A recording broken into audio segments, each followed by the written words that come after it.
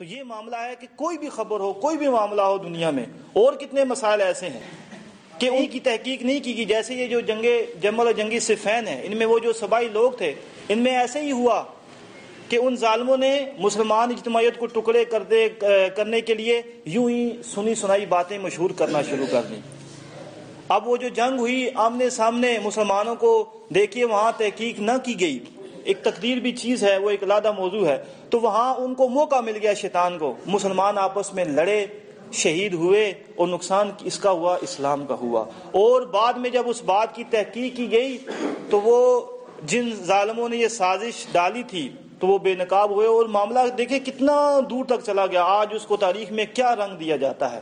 اور اس لیے کوئی بھی معاملہ ہو، مالک کائنات یہ ایک اصول بیان فرماتا ہے ایمانداروں کے لیے کہ آپ اس کی تحقیق کر لیا کریں، اس میں خیر ہے، اس میں بہت خیر ہے. اور بغیر تحقیق کوئی فیصلہ صادر کرنا، اس میں بہت سے شر ہے، بہت برائی ہے، شیطان کو موقع مل جاتا ہے. اور یہ بات بھی آپ یاد رکھیے کہ جس چیز کے بارے میں انسان کو علم نہ ہو اس کے پیچھے پڑنا بھی نہیں چاہیے. سورہ بنی اسرائیل کی آیت نمبر 36 میں مالک کائنات یہی فرماتا ہے کہ جس کے بارے میں آپ کے پاس آپ کو علم نہیں ہے، ما لیس لک بہ علم ولا تقف ما لیس لک بہ علم، آپ اس کے پیچھے مت پڑیں. یہ قفا یکفو سے ہے کہ کسی کی ٹو میں لگ جانا، پیچھے پڑ جانا. آپ کو اس سے کیا مطلب؟ آپ کے علم میں چیز ہے ہی نہیں تو آپ اس کو سمجھتے نہیں، تو آپ اس کی ٹو میں کیوں لگتے ہیں؟ اور مالک کائنات فرماتا ہے کہ ان السمع والبصر والفؤاد کل اولئک کان عنہ مسئولا، یعنی کان سے بھی اور یہ بصارت، یہ آنکھوں سے بھی وہ جو استعمال ہوں گے، اور پھر جو آپ کا یہ دل ہے، یہ سب پھر یہ جواب دہ ہوں گے اس بات کے. اس لیے جب ایک چیز انسان کے دائرۂ اختیار یعنی اس کے علم سے ہی ماورا ہے، اس سے باہر ہے، تو وہ اس کی ٹو میں جب لگے گا تو شیطان کو موقع مل جائے گا. جیسے بخاری کی حدیث میں ہے کہ شیطان ایک وقت میں انسان کو یہ خیال دیتا ہے کہ اللہ کو کس نے پیدا کیا. تو جب وہ اس کی ٹو میں لگ گیا، ابھی اس کا علم کس کو ہے؟ کسی کے پاس نہیں ہے. وہ گمراہ ہو جائے گا، وہ حتیٰ کہ دہریہ بن جائے گا. وہ کلی طور پر ہر چیز کا یعنی حتیٰ کہ خالق کائنات کی ذات کا بھی انکار کر دے گا. کیوں؟ اس نے ایک ایسی چیز کے پیچھے ٹو لگائی جس کا اس کو علم نہیں دیا گیا، کسی کے پاس نہیں ہے. جیسے مشہور واقعہ کہ جب موسیٰ علیہ السلام نے دعوت دی، فرعون اس نے ایک چال چلی. اس نے پوچھا موسیٰ علیہ السلام سے، یہ جو آپ سے پہلے گزرے ہیں ان کے بارے میں تم کیا کہتے ہو؟ بڑا چاتر تھا نا، اس نے ایک بڑا داؤ کھیلا کہ اب یہ کیا کہیں گے، فتویٰ لگائیں گے. تو انہوں نے کہا موسیٰ علیہ السلام نے کہ اس کا علم جو ہے وہ میرے رب کے پاس ہے، وہ نہ بھولتا ہے نہ وہ خطا کرتا ہے، میں اس کا مکلف نہیں ہوں. یعنی ان آیات سے یہ معلوم ہوتا ہے کہ میں اس کا مکلف نہیں ہوں. اور آج ہم سے بھی اگر کوئی یہ پوچھے کہ اس سے پہلے کیا ہوا، ہم اس کے جواب دے تو نہیں ہے. لہا ما کسبت وعلیہا ما اکتسبت، انہوں نے جو کیا ان کے لیے، ہم جو کریں گے ہمارے لیے ہے. ہم سے ان کے بارے میں پوچھ نہیں ہوگی، نہ ان سے ہمارے بارے میں پوچھ ہوگی. ہر انسان کل نفس بما کسبت رہینہ، اپنے ہی کسب میں، اپنے اعمال میں وہ گروی ہے، وہ اس سے پوچھا جائے گا. اگر ہم میں سے کوئی ایسا فعل کرے، اچھا کرے یا برا کرے، اس سے پوچھا جائے گا. اور اما عائشہ رضی اللہ فرماتی ہیں، دوسرا ایک موضوع ہے اللہ تعالیٰ کی رحمت کے بارے میں. اگر کل کسی سے نبی صلی اللہ علیہ وسلم نے فرمایا کہ من حسبہ، اللہ تعالیٰ نے حساب لیا، ہلاکا، وہ ہلاک ہو جائے گا. یہ بندے کو بات ذہن میں رکھنی چاہیے کہ آج ہم جو کسی کی ٹو میں رہتے ہیں نا کہ فلاں نے ایسا کر دیا، دیکھیں جی فلاں کہاں جاتا ہے، وہ ایسا کرتا ہے، دیکھیں جی وہ یہ ہے، تو ہم اس کی ٹو میں لگے رہتے ہیں. تجسس میں اس سورہ میں یہ ولا تجسسوا ایک بہت بہترین موضوع غیبت کے ساتھ اس کو بھی رکھا گیا ہے. اس سورہ میں مختصر میں بہت سے مسلم اجتماعیت کے لیے بہت سے فائدہ مند باتیں بیان کی گئی ہیں. اگر وہ ہمیں اس کو پڑھنا چاہیے. سورہ الحجرات یہ 26ویں پارے میں ہے. ہم سب اس کو گھر میں جا کے پڑھیں. اس کی تفاسیر میں جو حدیث بیان کی گئی ہیں وہ، یا جو علماء نے اس کے بارے میں مزید جو باتیں لکھی، آپ ان کو پڑھیں. آپ محسوس کریں گے کہ اس میں مسلم اجتماعیت کے کتنے اصول بیان کیے گئے ہیں. اور وہ کمزوریاں چھوٹی کسی کے بارے میں جب آپ سنی سنائی بات بیان کریں گے تو یقیناً آپ اس کی غیبت بھی کریں گے. اور جب آپ اس کی غیبت کریں گے تو آپ اس سے بغض بھی کریں گے.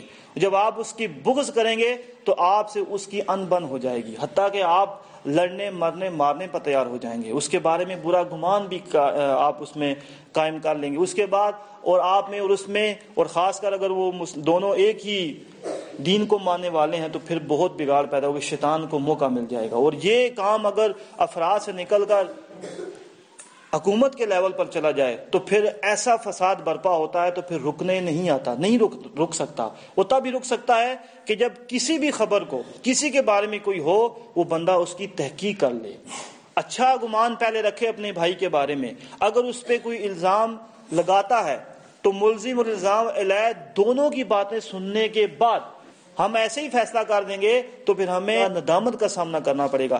اس لیے ہم سب کو چاہیے کہ اللہ تعالیٰ کے اس دین، اس قرآن و حدیث کو ہم پڑھیں، اس کو سیکھیں، سمجھیں، عمل کرنے کے بعد دوسروں کو دعوت دیں۔ کیونکہ جب بندہ بغیر علم حاصل کیے، بغیر سوچے سمجھے، بغیر تحقیق کیے، بغیر پڑھے لکھے وہ جب لوگوں کو دعوت دے گا تو وہ غلطی کا مرتکب ہوگا، وہ غلطی کا مرتکب ہوگا۔ 100% چانس ہے کہ اس کے پاس علم نہیں ہے، وہ اپنی رائے کا استعمال کرے گا، اور جب وہ اپنی رائے کا استعمال کرے گا وہ گناہگار ہوگا، وہ گناہ کا مرتکب ہوگا، اور وہ ایسی بات قائم کر دے گا، لوگ اس کو لے اڑیں گے اور وہ بالکل ہوا کی طرح دور تک پھیلتی جائے گی، اور اس سے کتنے فساد امڈ آئیں گے، یہ بات کسی کے ذہن میں نہیں آ سکتی۔ پھر کوئی اگر اس کو مٹانے کی، اگر اس کو کوئی سمیٹنے کی کوشش کرے گا، اس کو صدیاں لگ جائیں گی۔ لمحوں کی خطا کرتا ہے انسان لیکن یہ صدیوں کی سزا پاتا ہے۔ یہ اصول ہے دنیا کا کہ چند لمحے وہ خطا کرتا ہے تو صدیوں سزا پاتا ہے۔ آج ہمارے آباء و اجداد کی تاریخ اس یہودی نے پڑھی ہے جو آج دعوے کرتا ہے کہ میں ہی دنیا میں چیمپئن، میں ہی ہوں۔ یہ خوف زدہ کس چیز سے ہے؟ ہم سے ہے؟ نہیں، ہم سے خوف زدہ یہ نہیں ہے۔ اس کے ملک میں اذانیں ہو رہی ہیں، وہاں مساجد بنی ہیں، وہاں مؤذن اذان دیتا ہے، چاہے باہر سپیکر میں نہ آواز ہو، اندر اذان دیتا ہے، جماعت سے نماز پڑھی جاتی ہے۔ وہ خوف زدہ کس چیز سے ہے؟ وہ نماز پڑھی جاتی ہے، وہاں مسلم لوگوں کی نوکریاں بھی لگی ہوئی ہیں، وہ لیکچرار بھی ہیں، وہ وہاں اچھی پوسٹوں پہ ہیں اور اپنے مکان بنا کر نماز بھی پڑھتے ہیں، لیکن وہ خوف زدہ کس چیز سے ہے؟ کس مسلمان سے وہ خوف زدہ ہے؟ وہ اس حقیقت سے آگاہ ہے جو آج سے 1400 سال پہلے تھی۔ وہ اس سے خوف زدہ ہے کہ اگر یہ اس معیار پر لوٹ آئے، اگر انہوں نے اپنے اس گمشدہ میراث کو پا لیا اس قرآن و حدیث کے مطابق، اگر وہ اس بات پر ما انا علیہ واصحابی پر آ گئے تو پھر میری خیر نہیں۔ میں جو آج حاکم بنا ہوں مجھے محکوم ہونا پڑے گا، جو آج میں ان سے لے رہا ہوں پرافٹ کی شکل میں، یہ جو ان کا خون میں چوس رہا ہوں، یا جو معاشی ترقی ہے، پھر مجھے جزیہ دے کر ان کا محکوم رہنا پڑے گا۔ پھر میرا قانون نہیں چلے گا، پھر قرآن و حدیث کا قانون چلے گا، پھر اقتدار اعلیٰ کا مالک اللہ ہوگا، پھر مسلمانوں کا متفقہ اور ایک مسلم امیر ہوگا جس کا قرآن و حدیث کے مطابق فیصلہ مانا جائے گا۔ پھر یہ ووٹ نوٹ کا چکر ختم ہو جائے گا۔ وہ اس سے خوف زدہ ہے۔ اذانیں تو وہاں دے رہا ہے، لیکن اس نے اس مسلمان امت کو، اس کے کئی علماء کو ایسا اس معاشی ترقی، اس دنیا کی رنگینی میں ایسا پھنسایا ہے کہ ان ظالموں نے، جیسے یہ مثال کے طور پر یہ مسجد کا احاطہ ہے۔ اب کیا ہمارا اکثر لوگوں کا یہ خیال ہے، یا یہ مسجد کی چار دیواری ہے، کہ اسلام جو ہے وہ یہاں ہے، یعنی یہاں نماز پڑھی جاتی ہے، یہاں قرآن پڑھا جاتا ہے، جو قوانین ہیں یہاں ہوں گے، مسجد کے باہر آپ پاؤں رکھیں وہاں قوانین ختم۔ یہ چاہتا ہے وہ، اور وہ اس میں کتنی دفعہ، آج کتنی حد تک وہ کامیاب ہو چکا کہ اسلام کو چار دیواری کے اندر رکھا جائے، باہر اس کو بیان نہ کیا جائے۔ جو مرضی آپ بیان کریں، ہندو اپنی مذہب بیان کرے، مسلم اپنا مذہب بیان کرے، دوسرا کوئی اور اپنا مذہب بیان کرے، لیکن اس کو دنیا کی سطح پہ آ کر بیان نہیں کیا جائے گا۔ وہ اس سے خوف زدہ ہے۔ اور اسلام یہ چند عبادات کا نام نہیں ہے، اس کا مفہوم بڑا وسیع ہے۔ انسان کی زندگی سے موت تک انسان اس کا طالب علم رہتا ہے، اور وہ رہتا ہے، اس کو کوئی یہ نہیں کہہ سکتا کہ میں نے اس کو مکمل طور پر پا لیا۔ ہاں، اس کو چیزوں کی شناخت ہو جاتی ہے، اس کو حق باطل میں فرق پتہ لگ جاتا ہے، لیکن وہ یہ دعویٰ نہیں کر سکتا کہ میں نے مکمل اس پر عبور حاصل کر لیا۔ کتنے بڑے عالم آئے، ان کی زندگیاں گزر گئیں، خاک میں مل گئے، لیکن انہوں نے کسی میں سے یہ دعویٰ نہیں کیا کہ میری بات 100% حق سچ ہے۔ نہیں، فقی اماموں نے بھی یہی کہا کہ اگر ہماری بات قرآن و حدیث کے خلاف ہو تو آپ اس کو دیوار پر دے ماریں، اس کو پانی میں بہا دیں، اس کو ترجیح دیں۔ کتنے بڑے عالم آئے کہ آج ہم ان کی کتب اٹھا کر دیکھیں، ان کی تحقیق، انہوں نے جیسے سفر کیے اور کتب لکھی، انسان ششدر حیران رہ جاتا ہے کہ کس طرح کے انسان نے آج سے اتنا عرصہ پہلے نہ اتنی ٹیکنالوجی ہے، نہ اتنی سہولیات ہیں، کس طرح اس نے سفر کر کر، کس طرح اس نے نہ چھاپے خانے ہیں، آج تو ٹیکنالوجی ہے، یوں بنا انگلیاں کرے تو پرنٹ بار آ جاتا ہے، وہ لکھتا ہے، پھر اس کو چھپواتا ہے، پھر اس کی کاپیاں نقل تیار کرتا ہے، دوسرے ممالک میں بھیجتا ہے۔ کتنا مشکل تھا، سفر کے کتنے معاملات تھے، لیکن انہوں نے وہ کام کیے کہ آج انسان اٹھائے تو حیران رہ جاتا ہے۔ لیکن ان میں سے کسی نے بھی یہ دعویٰ نہیں کیا کہ میری بات، میری رائے، میری سمجھ، میرا فیصلہ یہی حرف آخر ہے۔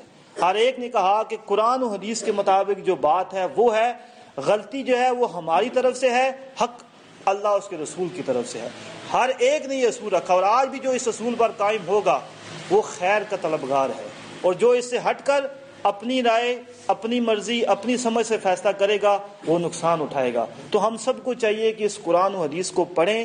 یہ جو رکھا گیا مضمون، یہ موضوع جو رکھا گیا کہ کوئی بھی خبر لائے اس کی تحقیق کر لی جائے، اس میں خبروں کی تحقیق کا حکم ہے، اور یہ مسلم اجتماعیت کے لیے بہت اچھا ہے، بہت اچھا رہتا ہے۔ آپ گھر کی سطح پہ ہوں، معاشرے کی سطح پہ ہوں، یا حکومت کی سطح پہ ہوں، آپ جس سطح پہ ہوں، جو بھی کوئی معاملہ آپ کے سامنے آئے، ہم سب کا یہ کام بنتا ہے کہ اس کی تحقیق کر لے، تو انسان بہت سی برائیوں سے بچ جاتا ہے۔ اگر بلا تحقیق بات آگے بیان کر دی اور آگے سننے والے بھی اللہ ماشاء اللہ ایسے ہی ہوں، تحقیق نہ کریں، تو پھر انسان یقیناً غلطی کرے گا، دوسرے کے ساتھ ناانصافی کرے گا۔ کچھ عرصہ بعد تحقیق ہوگی، جب اسے پتہ لگے گا کہ یہ کام تو میں نے اچھا نہیں کیا، تو پھر اسے ندامت ہوگی۔ یہی مالک کنات ایمانداروں کو بات بیان فرماتا ہے کہ تحقیق کر لیا کرو کسی بھی بات کی۔